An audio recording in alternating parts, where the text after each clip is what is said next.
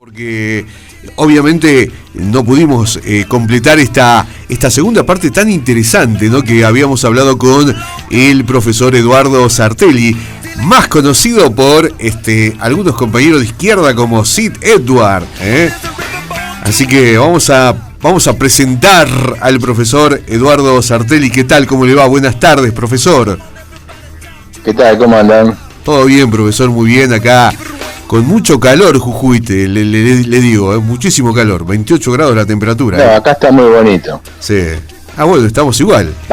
El clima, digamos. Sí, no, pues si hablamos del país, eso es otra cosa, ¿no? Sí, claro, eso es otra cosa. Si hablamos de elecciones y el otro día vi un posteo de Fabián Arari, que decía, estamos casi como en el 2001, ¿qué es lo que falta que venga? Sí. Y yo decía, y bueno, tendría que llegar Razón y Revolución, ¿eh? Te pido un favor. Sí. ¿Se podrá bajar un poquito la música? ¿Cómo no, profesor? ¿Ahí me escucha bien ahora? Ahí sí te escucho. Ahí está, muy bien. Bueno.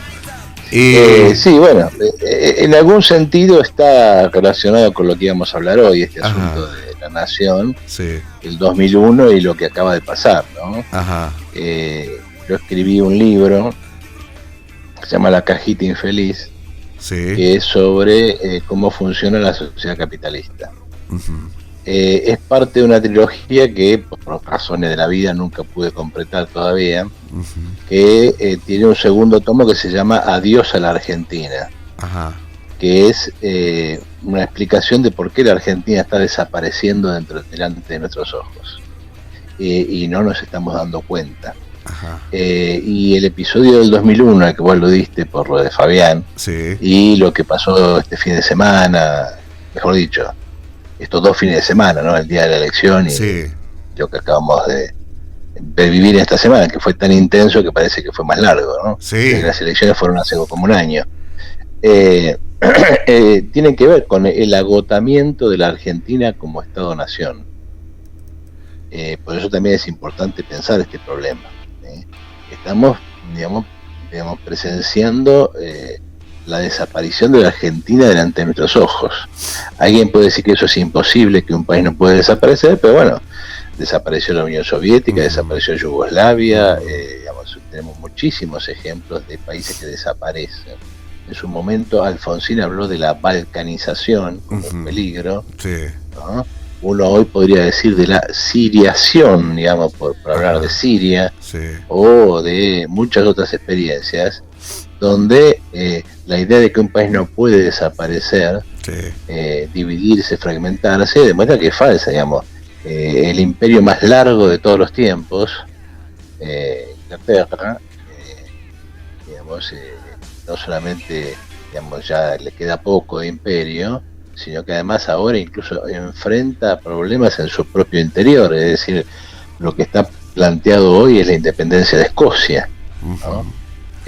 Un fenómeno que nos remite a una historia de hace 300 años. Le voy a hacer una pregunta. Cuando me acuerdo, no sé si el año pasado fue, profesor, usted me corregirá, cuando la provincia de Mendoza planteaba como algún tipo de separación de la Argentina, ¿se acuerda? Que habló, creo que el gobernador, que iban a plebiscitar a ver si los mendocinos querían ser parte de la Argentina. ¿Tiene que ver con lo que usted está diciendo? Y sí, porque vos fíjate que hay un punto que, digamos, el mapa de la elección pasada, sí, de fin de semana, puso sobre la mesa, que desmiente algo que venía siendo como un lugar del sentido común y que tiene que ver con este agotamiento de la nación. Uh-huh. Agotamiento que no es, digamos, necesario, es decir, no es necesario que la Argentina desaparezca hoy, obviamente algún día va a desaparecer como todo, ¿no? Uh-huh. Pero, digamos, no es necesario que la Argentina se descomponga pasado mañana. Uh-huh. Ahora es un peligro real. Cuando vos veías la elección la elección que gana y lleva la presidencia Mauricio Macri, veías la Argentina partida a la mitad. Uh-huh. Y eso incluso se amplificó durante la elección de medio término del 2017.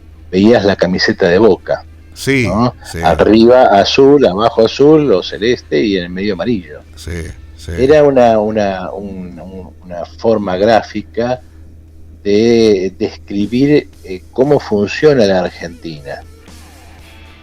¿Por qué? Porque esa es la Argentina productiva, es la Argentina que funciona. Y lo que está por arriba y lo que está por abajo, con excepciones, en general no funciona. Uh-huh. ¿Qué quiero decir con esto? La Argentina como Estado-Nación se fundó sobre un trípode. Uh-huh. Digamos, hay una leyenda, la leyenda liberal, que dice que Mitre llevó la libertad a todo el país. Sí. Y el país la aceptó como quien recibe un regalo de Papá Noel, digamos. Y hay otra leyenda contraria a esa, la del revisionismo, que Buenos Aires, el puerto, conquistó el interior y desde ese momento el interior es pobre. Uh-huh. Bueno, ninguna de estas dos leyendas es verdadera, porque en el fondo son la misma leyenda, es la idea de que hay una cosa que se llama puerto que domina y construye contra o a favor de toda la Argentina. En realidad la Argentina se construye sobre un trípode. Sí. El núcleo de esa Argentina es la región pampeana, la zona dinámica del capitalismo que se engancha en la revolución industrial como productora de materias primas, y después, por razones de orden de lo geopolítico y de los negocios propios de la burguesía local argentina, de una burguesía que se transforma en una alianza nacional con Julio Argentino Roca, se forma sobre la base de un trípode. Una pata está en el litoral, sí. No es Buenos Aires, es toda la región pampeana, Entre Ríos, Santa Fe, uh-huh. Parte de Córdoba, Buenos Aires. Y el otro trípode es claramente Mendoza, San Juan, uh-huh. San Luis, o sea, Cuyo, uh-huh. Que ingresa a la División Internacional del Trabajo a través del mercado de Buenos Aires y a través de un cambio en su estructura económica. Básicamente Mendoza vivía de vender vacas a Chile, uh-huh. engordándolas, repitiendo un poco la historia de Salta y Jujuy, sí. Que es la época colonial y la venta de mulas a Potosí. Sí, sí.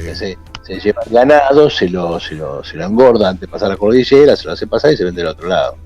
Por eso Mendoza, San Juan, entonces tenían incluso mejor relación económica con Chile que con Buenos Aires. Por eso si Chile hubiera tenido una dinámica económica un poco más poderosa, probablemente el mapa de América del Sur hoy sería muy diferente, ¿no? Entonces, sí. Una pregunta, ¿hubiera pasado lo mismo con Bolivia, Jujuy y Salta?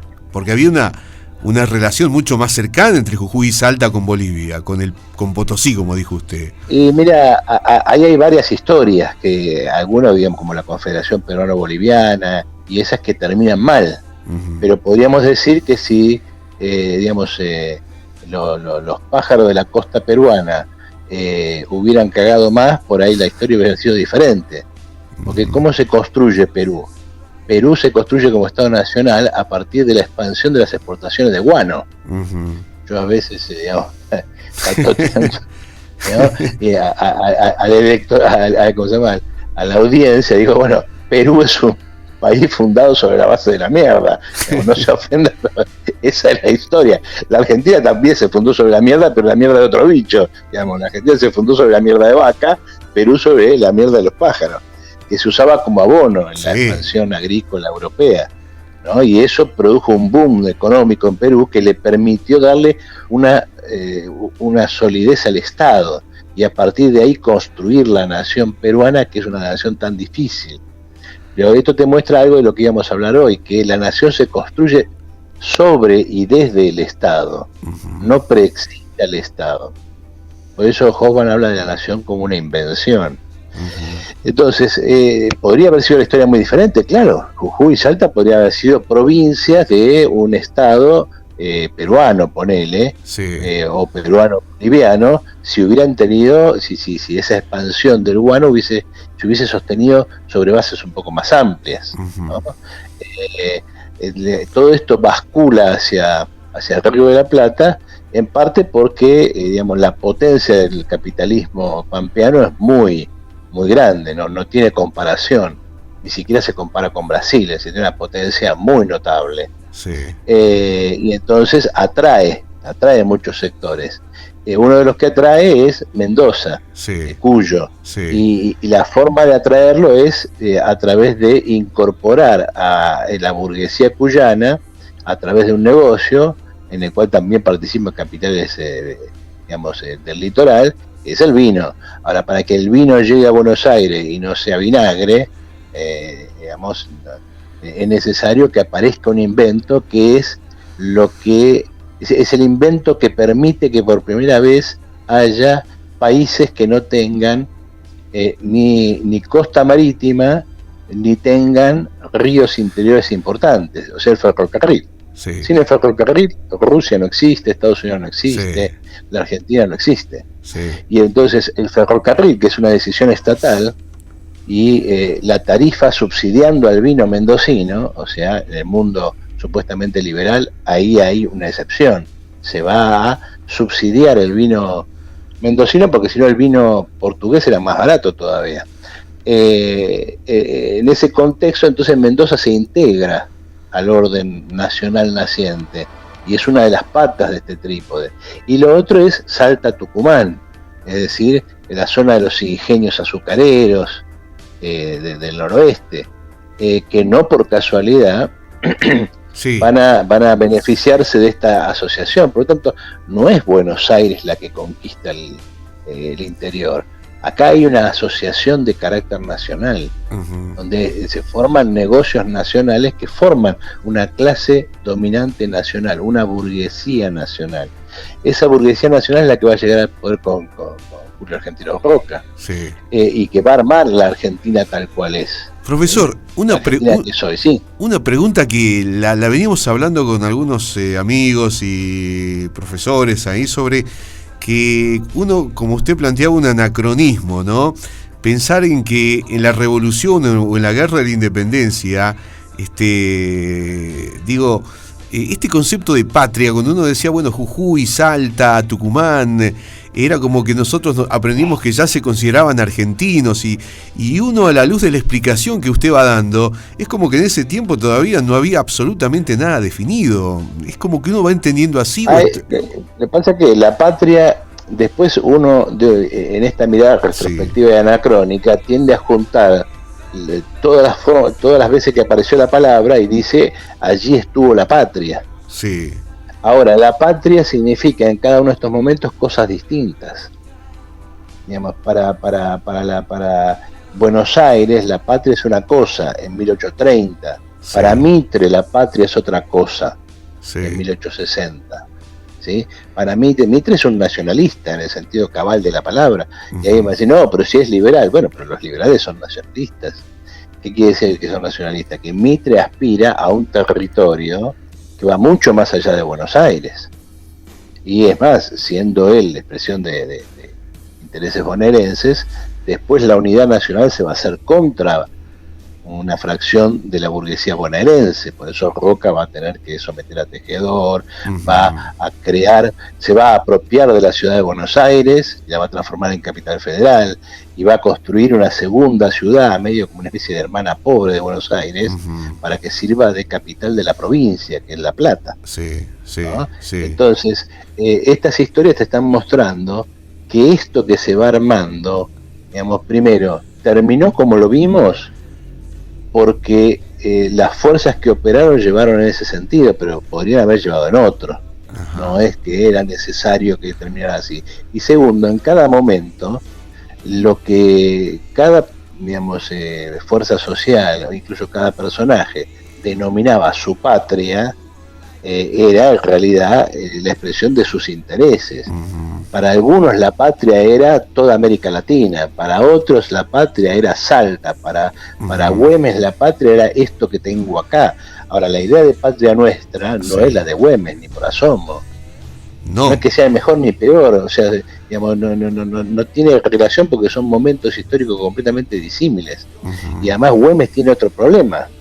Güemes, Belgrano, tiene otro problema. O sea, ¿qué carajo hacemos con esto que acaba de explotar? Y que tiene la posibilidad de desarrollarse. Nuestro problema es cómo carajo evitamos que esto explote y desaparezca. O sea, estamos del otro lado del problema. ¿Se entiende? Sí, se entiende. El nuestro es un problema de conservación. El de ellos es un problema de desarrollo. El de ellos es un problema de un futuro que aparece como promisorio si nos sacamos de encima la barbarie, es decir, España. Lo nuestro es, ¿qué carajo hacemos con esto que no va ni para atrás ni para adelante? Es decir, la nación está en cuestión. Yo te decía, entender cómo nace la nación es importante. Por eso te decía, el Estado argentino se funda sobre un trípode. Mendoza, Salta, Tucumán, Buenos Aires. Y ahí hay un acuerdo político. La política económica general va a ser la de Buenos Aires. Cuando digo Buenos Aires, digo todo el litoral, toda la región pampeana. Es decir, la Argentina es básicamente un país agroexportador, lo cual en esa época era muy progresivo, porque eso era el capital que nosotros podíamos desarrollar. Pero, digamos, vamos a mantener una alianza nacional para crear otros polos de desarrollo capitalista que van a ser subsidiarios del desarrollo del litoral. Y esos polos de desarrollo capitalista necesitan inversiones, ferrocarril, y además necesitan tarifa proteccionista. La Argentina nació bajo el signo del proteccionismo industrial, no bajo el signo del liberalismo económico. Esto es importante porque te das cuenta que ahora decimos, porque Roque y la élite liberal. No, pará, a ver, ¿qué estás diciendo cuando decís eso? ¿Entiendes? Porque incluso Roque y compañía eran criticados, por ejemplo, por la Unión Cívica Radical e intereses de la provincia de Buenos Aires, eran criticados por intervencionistas y llamaban a eliminar los privilegios de las industrias artificiales. ¿Y cuáles eran esas industrias artificiales? El vino, el azúcar. Sí. ¿Te das cuenta? Sí. Ahora, ¿eso qué significa? Significa que el desarrollo de Salta y Tucumán y Mendoza, Cuyo, está sostenido en los impuestos del litoral. Eso es lo que hoy llamamos coparticipación federal. Cuando Gildo Infran dice los porteños son unos zánganos y que viven a costa del interior, está mostrando, digamos, una ideología que se llama federalismo, que invierte los términos reales. En los términos reales, todo el litoral, el puerto, por decirlo así, subsidia a todo o a prácticamente todo el interior. Y esos subsidios se muestran en el hecho de que para la mayor parte de las provincias argentinas, sobre todo del norte, no tanto del sur, pero también del sur, el grueso de su presupuesto se va en ¿qué? En los sueldos de los empleos estatales. Que fuera del empleo estatal hay poca economía privada. Por eso en esas provincias esas provincias son virtualmente agujeros negros, es decir, lo que cae ahí adentro no sale. Y por eso hay dinastías que gobiernan durante décadas. Los Rodríguez Sanz, los Sadi en Catamarca, los Juan en Santiago del Estero. Gildo Infran. ¿Por qué se produce? Gildo Infran es un caso ya casi muy extremo, pero incluso Gildo Infran es digamos de corto vuelo comparado con estas cosas, porque los SAD y compañía vienen gobernando desde el principio del siglo XX. Que los SAD se remontan al siglo XIX. Digamos, Gildo Infran es una cosa del 83 para acá. Pero ¿a qué se debe esto? Y que la Argentina se forma con este trípode, donde el control de las finanzas estatales es muy importante. ¿Por qué? Y porque eso es lo que garantiza que las inversiones que hacen posible estos desarrollos capitalistas se hagan. Y segundo, hace posible que el dinero llegue para sostener estados que no tienen base impositiva propia. Y entonces ahí tenés dos formas por las cuales se funda el estado sobre el cual se va a construir la nación. Ahí le hago una parada, profesor, como para que nos explique. Es decir, provincias como Jujuy, Formosa, Chaco, provincias chicas, ¿son provincias que no le aportan nada a la Argentina? ¿Uno podría pensar así? Yo lo voy entendiendo de esa manera. Hay que tomar caso por caso. Hay casos y casos. Y hay momentos y momentos. ¿Sí? Digamos, hay provincias... ¿Qué quiere decir le aportan o no le aportan? Alguna vez hablamos de esa idea de el padre joven que lleva a su hijo sobre las espaldas, y una cosa es la agricultura y otra es la industria, y cómo a medida que el tiempo pasa, la industria se hace más grande, o sea, el chico se hace más grande, pero no se baja de los hombros del padre, el padre es la agricultura que se... Bueno, y que tarde o temprano la Argentina termina enterrada en la arena. Esa misma metáfora la podés utilizar para hablar de la relación entre el litoral y el resto de la Argentina. ¿Qué quiere decir esto? Digamos, ¿cuál es la queja permanente de los gobernadores de la provincia de Buenos Aires? Y que la provincia de Buenos Aires aporta el 40% de los impuestos y recibe de coparticipación el 20 y pico. ¿Y el resto dónde va? Y el resto va al resto del país, porque si no hay provincias que desaparecerían. Es verdad. Este es un hecho. Por eso el federalismo es mentiroso. Y por eso es mentiroso, porque pretende que el litoral es rico a costa de las provincias, lo cual no es cierto. Y porque además pretende que la Argentina efectivamente es federal, cuando la Argentina es un país muy centralista. O sea, el federalismo argentino tiene poco, porque cuando vos tenés que pagar los sueldos y tenés que ir a Buenos Aires a golpear la puerta, se acabó el federalismo. ¿La Argentina sería unitaria así en la práctica, profesor? Es una cosa muy compleja, donde la tendencia al unitarismo es muy fuerte. Pero que eso ya está planteado en muchos lugares de la Constitución. Pensá que Alberdi pensaba al presidente en las bases como una especie de rey sin corona. Y por eso la Argentina es un país presidencialista. Y otra vez volvemos a todos los problemas que la Argentina tiene. Y con esto, aunque nos desviemos un poco del tema, es interesante para ver cuántas cosas que le ponemos un nombre, en realidad cuando vemos lo que hay adentro tiene otra cosa. Por ejemplo, es democrático que Alberto Fernández culmine su mandato. ¿Por qué? Si ha hecho un desastre. Si la masa de la población le ha dicho, andate, no te queremos ver más. Si ni sus propios compañeros lo soportan, si se están matando entre ellos para ver, el barco se hunde, a ver quién se salva. ¿No sería mejor? Bueno, mira, tuviste semejante votación, renunciá y que la gente vote de vuelta a otro. Bueno, en los países parlamentarios es así. El primer ministro recibe una elección pésima y se tiene que ir, y hay que elegir a otro. ¿Por qué hay que esperar 2 años a sufrir a Alberto Fernández? ¿A Alberto Fernández o a cualquier otro? O sea, ¿por qué tenemos que sufrir a un tipo 2 años? Porque la Argentina es presidencialista. Es decir, la tendencia a la concentración del poder es muy fuerte. Y por eso la historia argentina se cuenta a partir de nombres: el rosismo, el roquismo, el irigoyenismo, el peronismo, el kirchnerismo. El alfonsinismo. Se cuenta a partir de nombres. Claro, se cuenta a partir de nombres que corporizan en un momento. ¿Entendés? Entonces, la Argentina es democrática, la Argentina es muy autoritaria. La Argentina es más bien un país donde la democracia, tiene...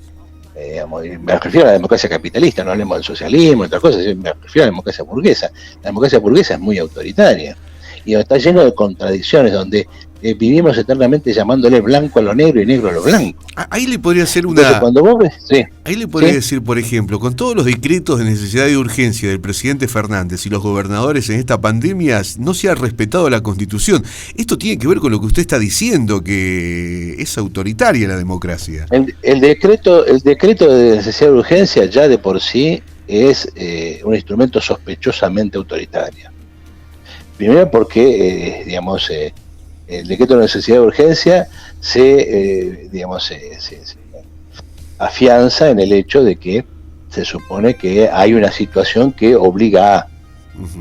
Bueno, Néstor Kirchner y Cristina vivieron como 15 años en emergencia económica, y eso les permitió sacar decreto de necesidad de urgencia todas las veces que se le dio la gana. Entonces, Macri tampoco dejó de hacer uso de ese instrumento.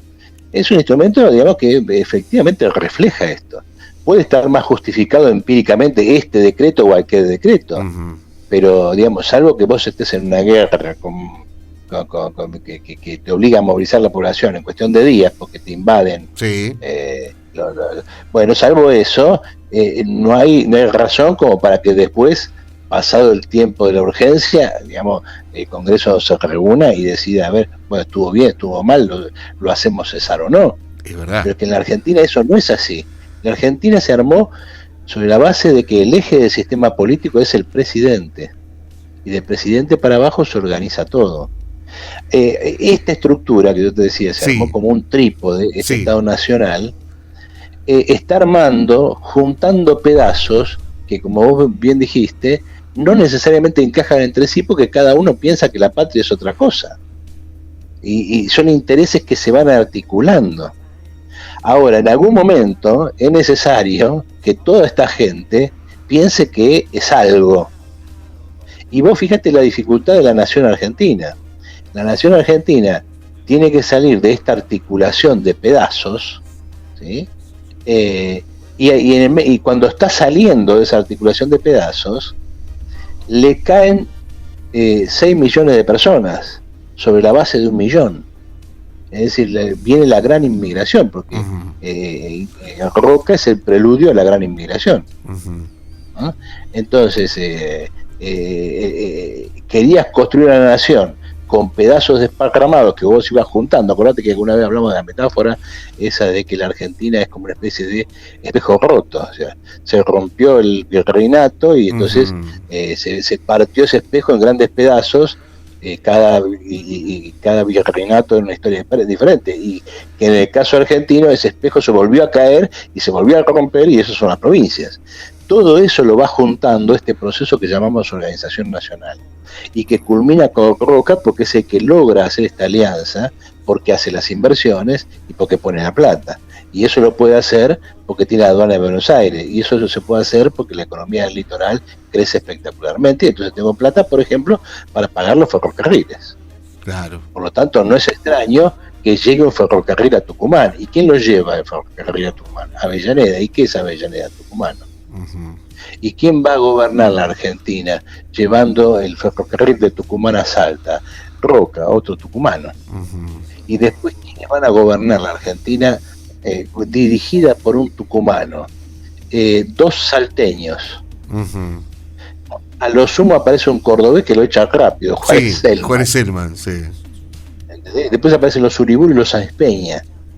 Otra vez Salta Tucumán.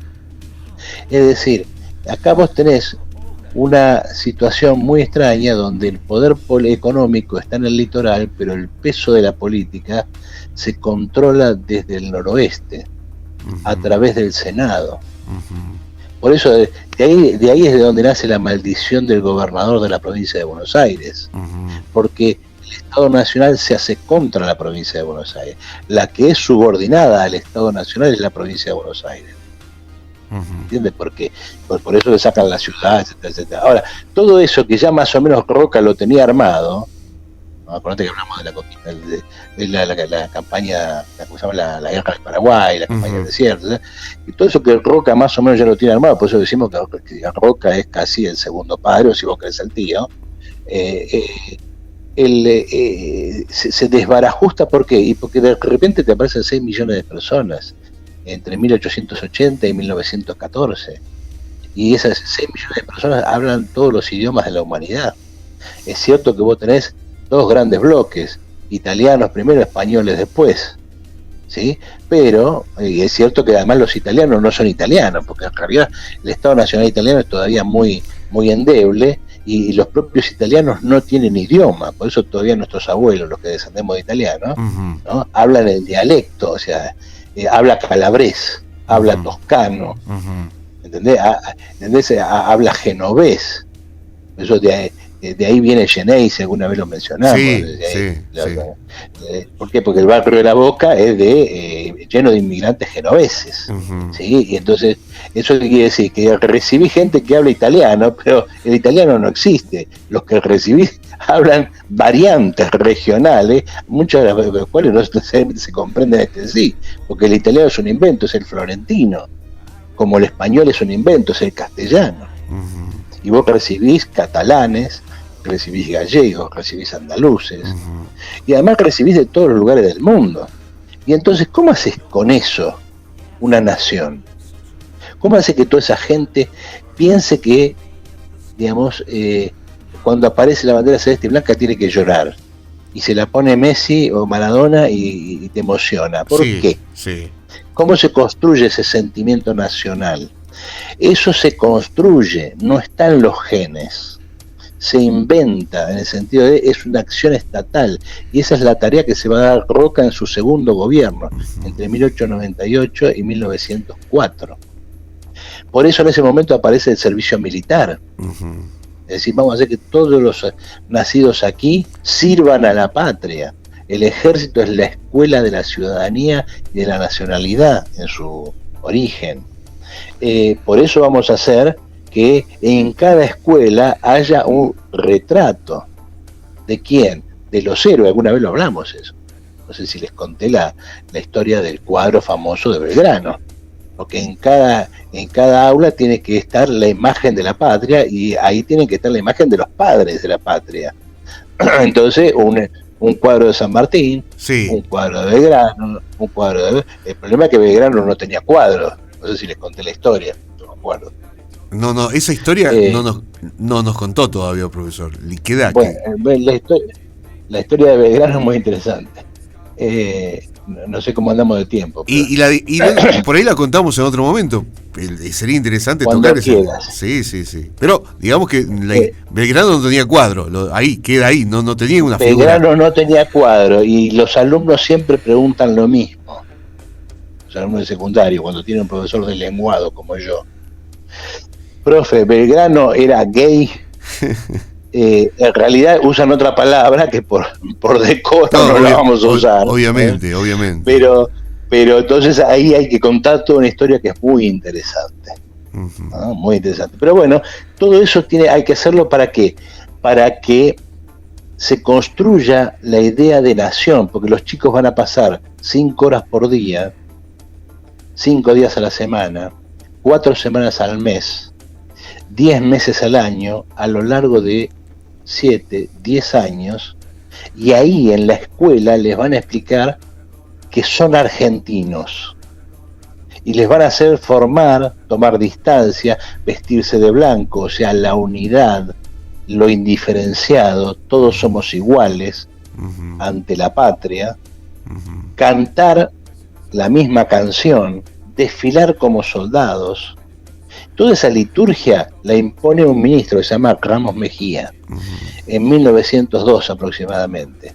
Y los retratos de los próceres y todo este proceso lo impone un señor que mientras decía esto además imponía otra cosa.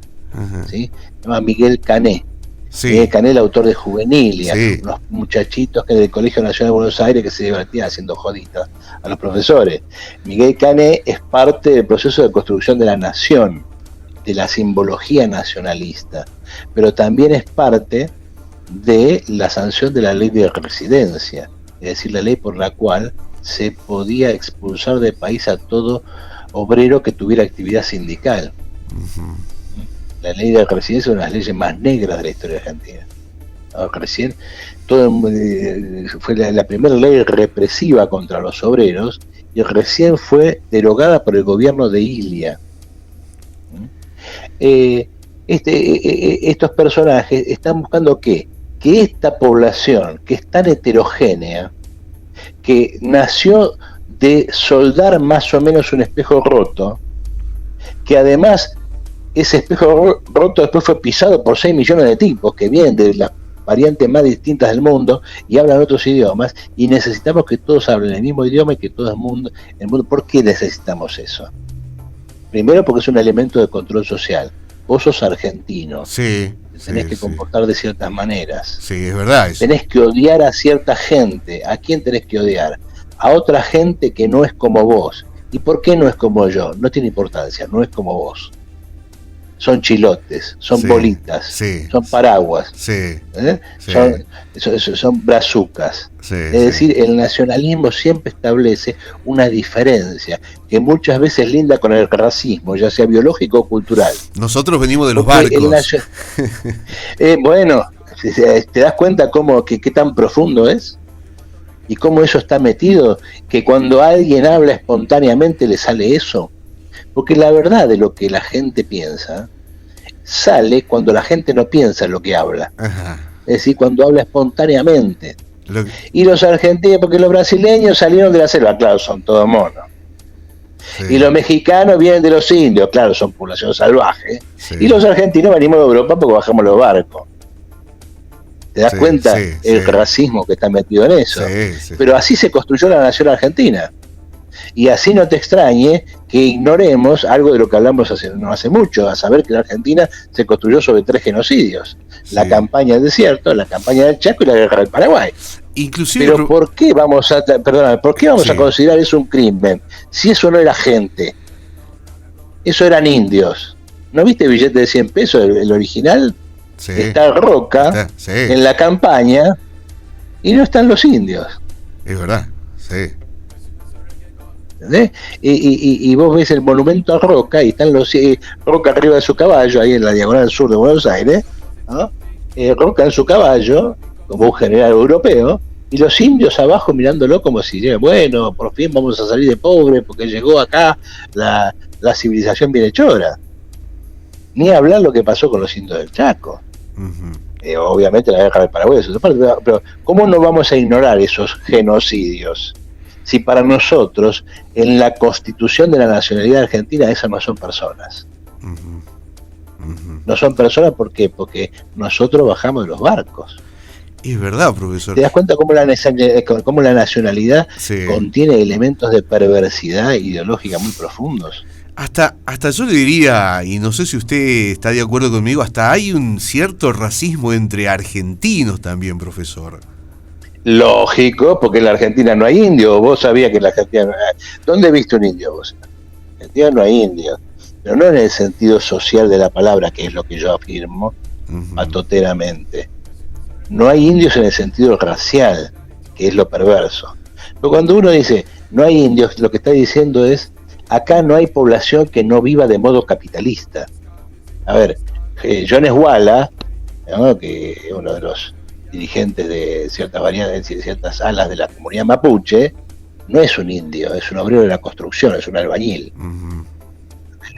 Es más, la primera década del siglo XXI era flogger, ¿no?, como cumbio. Sí. O sea, es una persona completamente integrada al capital, al capitalismo, como todos nosotros. O sea, no es que vive en una sociedad aparte, como sucede en algunas poblaciones indígenas de aborígenes de Brasil o de otros lugares. No sabía que era como cumbio, Wallace. La verdad que era flogger, sí, era flogger, sí, hay fotos que están por ahí. Bueno, está bien, digamos, a ver, ¿qué nos extrañaría si es un joven de la clase obrera de un país capitalista moderno como la Argentina? Y sí, ¿qué otra cosa puede ser? Y sí, eso, como ahora son youtubers y otra cosa. Sí, lo que pasa es que efectivamente nosotros creemos que digamos, la ideología indigenista nos hace creer que existe, digamos, una sociedad distinta que no sea capitalista, y eso no es cierto. Desde ese punto de vista los indios no existen. Ahora, en términos culturales y en términos de digamos, lo que se llama en términos biológicos el fenotipo, ¿sí?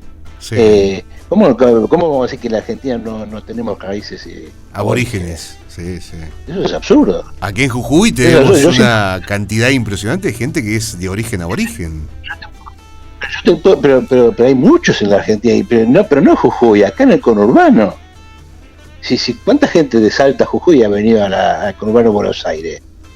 Digamos, a ver, yo siempre cuento mi historia, cuento 2 historias para esto. La primera, que yo estaba en clase hace un tiempo en la Villa 31 del Retiro, y ahí tenía 2 alumnos que eran muy parecidos, y digamos tenían los rasgos típicos de la población que desciende de aborígenes americanos, aymarás y por el estilo. Y se sentaban los 2 juntos, y eran muy parecidos incluso físicamente, pero eran parecidos de verdad. Parecía que yo siempre pensaba que eran hermanos, porque además tenían el mismo apellido, se llamaban Mamani. Entonces yo decía, pero vos sos argentino, y cuando me equivocaba, porque uno era boliviano, ¿no?, y el otro era argentino, pero estaban separados por 30 kilómetros, porque el otro era boliviano cercano a la frontera. Entonces el que era argentino se ofendía y decía, no, yo soy argentino. Claro, perdón, no me di cuenta. ¿Vos te das cuenta? ¿Te das cuenta de la ficción que hay ahí? La ficción profundamente racista.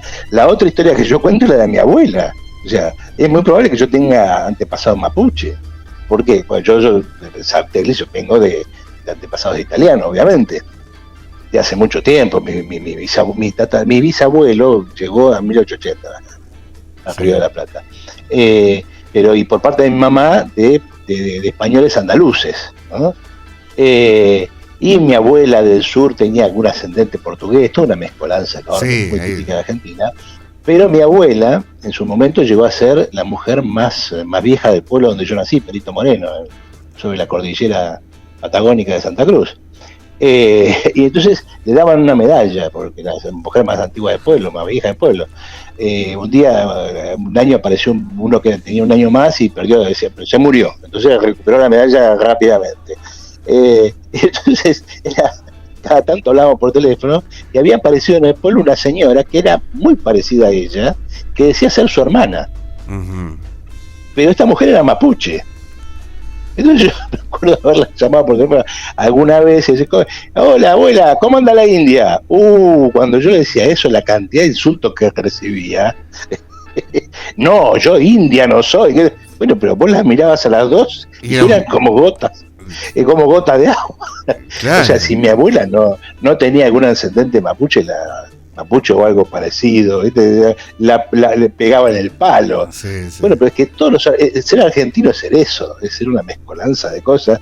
Ahora, la negación que hay sobre eso es espantosa.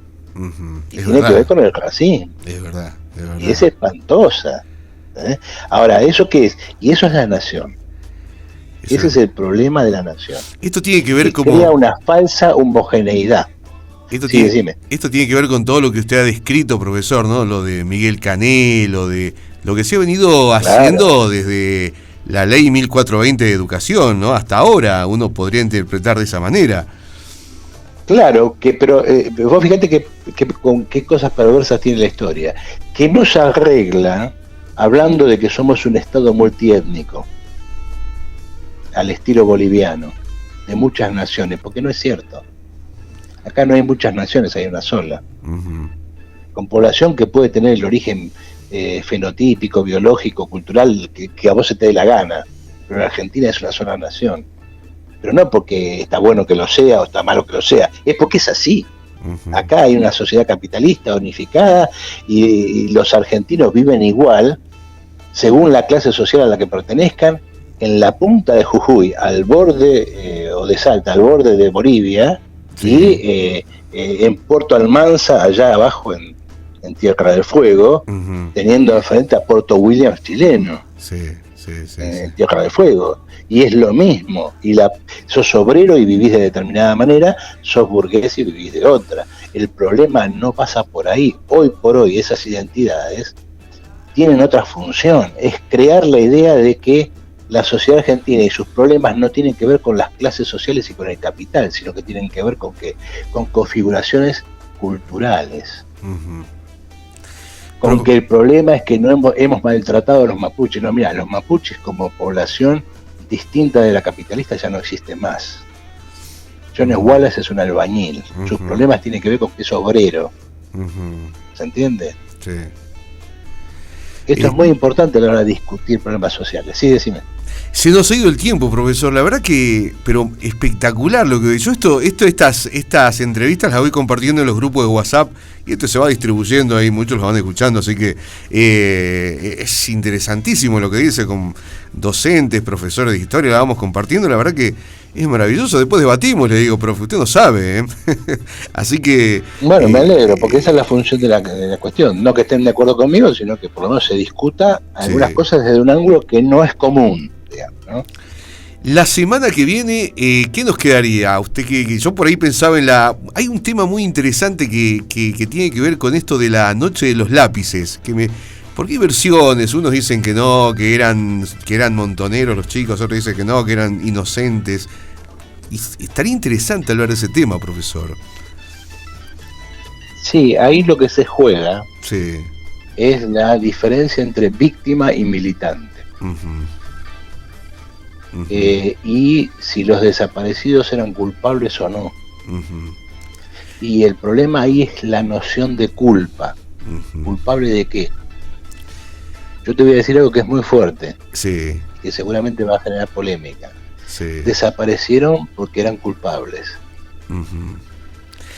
Y eso ahora, toda la discusión aquí es: todo culpable es bueno o malo según de qué sea la culpa.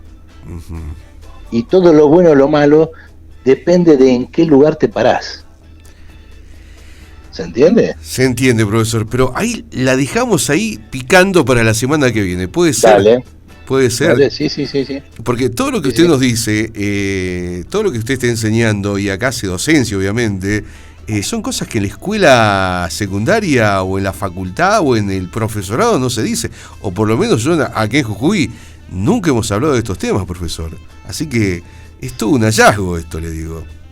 Bueno, me alegro y espero que por lo menos sirva para el debate. Esa es la idea. Esa es la idea. Profesor